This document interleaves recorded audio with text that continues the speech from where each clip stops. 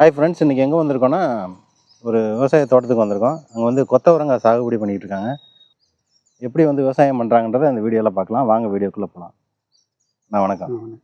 உங்களை பற்றி ஒரு அறிமுகம்ண்ணா. நீங்கள் என்ன பண்ணிக்கிட்டு இருக்கீங்க? உங்கள் பேர்? நான் விவசாயம் தான், வெங்கடேஸ்வரன். சரிங்க. இது எந்த ஊருங்க? இது தோப்புப்பட்டி. சரிங்க. இப்போ நம்ம என்ன பண்ணிக்கிட்டு இருக்கோங்க? இது கொத்தவரை விவசாயம். கொத்தவரங்காய் சாகுபடியை பற்றி கொஞ்சம் சொல்லுங்களேன். கொத்தவரை சாகுபடி பெருசாக ஒன்றும் இல்லை, அந்த நார்மலாக போடலாம். ஆனால் இது நல்ல கேன்சரை கூட குணப்படுத்தும் அப்படின்னு தான் சொல்கிறானுங்க. கேன்சரை குணப்படுத்தும், நல்ல பெருசாக செலவும் ஆகாது, நல்ல விலை வந்துச்சுன்னா நல்ல லாபமும் இருக்குது. நல்ல எப்படி சொல்கிறது, நல்ல மருத்துவ குணம் உள்ளது தான். ஆமாம், நல்ல மண்ணுக்கு நல்ல மண் வந்து நல்ல சத்து கொடுக்கும். செலவு அதிகமாகாது, தண்ணி கம்மியாக தேவைப்படும். மழை காலத்தில் இல்லை, வெயில் காலத்துலேயும் நீட்டாக வரும். பெருசாக ஒன்றும் உழைப்பும் அதிகமாக வராது, லேடிஸ் இருந்தால் போதும். எவ்வளோ இடத்துல போட்டிருக்கீங்க? இது வந்து ஒரு 1/2 ஏக்கர் இருக்கும். 1/2 ஏக்கர். இது எப்படிங்க, விதையாக போடுறதுங்களா? இல்லை, விதை நடுறது. விதை இதுக்குன்னு மார்க்கெட்டில் விற்பாங்க, வாங்கி கொண்டு போய் விதை நடுறது.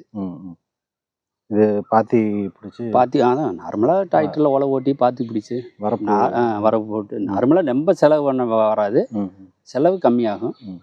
நல்ல விலை விற்றுச்சுன்னா நல்ல லாபம். அதே விலை விற்கலைனாலும் நஷ்டமும் வராது.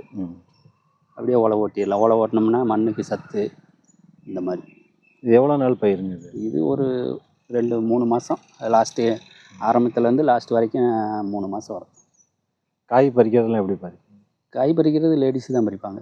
ஒரு நாளைக்கு எவ்வளோ கிடைக்கும்? ஒரு நாளைக்கு நல்லா விலை விற்றுச்சுன்னா 5000 கிடைக்கும், இந்த மாதிரியும் கிடைக்கும்.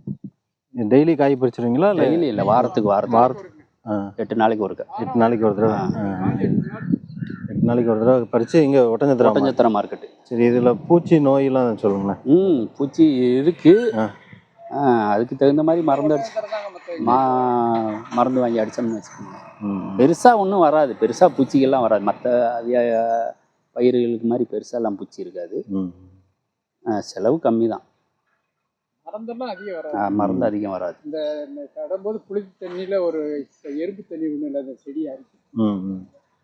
தண்ணி டெய்லி விட்டுருவீங்களா? டெய்லியும் இல்லை, 10 நாளைக்கு ஒருக்கா விட்டா பாய்ச்சல் தான். தண்ணியும் தேவைப்படாது, அதான் செலவு கம்மி.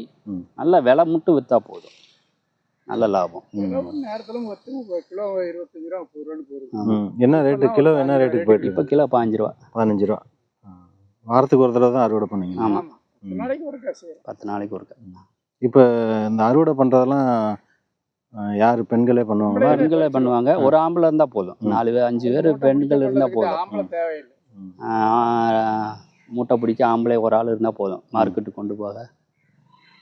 அதே மாதிரி ஆள் கூப்பிடலைனாலும் கூலியும் கிடைக்கும். சொந்த ஆளே வேலை பார்த்தோம்னாலும் நல்ல லாபம் தான். ஒரு வாரத்துக்கு ஒரு தடவை பறிக்கிறீங்க. ஆமாம். எத்தனை கிலோ பறிப்பீங்க? எத்தனை மூடை வரும்? இல்லை, அது வளர்ச்சியை பொறுத்து தானே இருக்கு. நல்ல சத்து உள்ள நல்ல காய் இருந்துச்சுன்னா நல்ல 50 கிலோ எடுப்பாங்க. ஒரு ஆள் 6 கிலோ 60 கிலோ எடுப்பாங்க. 50 கிலோ 60 கிலோ எடுப்பாங்க. கிலோ 15 ரூபா 20 ரூபா 20 ரூபா 25 ரூபா போச்சுன்னா நல்ல லாபம். 25 ரூபா விற்றா நல்ல லாபம். இதில் கொத்தவரங்காய் இது எதுக்கெல்லாம் பயன்படுத்துகிறாங்க? இது வத்தல், காய், அவ்வளோதான், வேற ஒன்றும் இல்லை. வத்தல் நம்ம நார்மலாக பொரிக்க நல்ல, வேற ஒன்றுக்கு இல்லை. கேரளா சாம்பார் ஐட்டத்துக்கு வராது.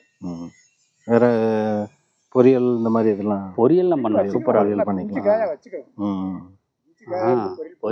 பொரியலுக்கு தானே அதிகமாக போகுது. பொரியலுக்கு தான். பொரியலுக்கு வத்தலுக்கு வத்தை சூப்பராக இருக்கும். மெயின் வத்தை. ஆமாம், மெயினாக வத்தை தான் போடுறாங்க. பொரியல் அருமையாக இருக்கும். சரிங்க, நிறைய தகவல் சொன்னீங்க, ரொம்ப நன்றி. தேங்க்யூ. உங்களோட கான்டாக்ட் நம்பர் சொல்லிடுங்க.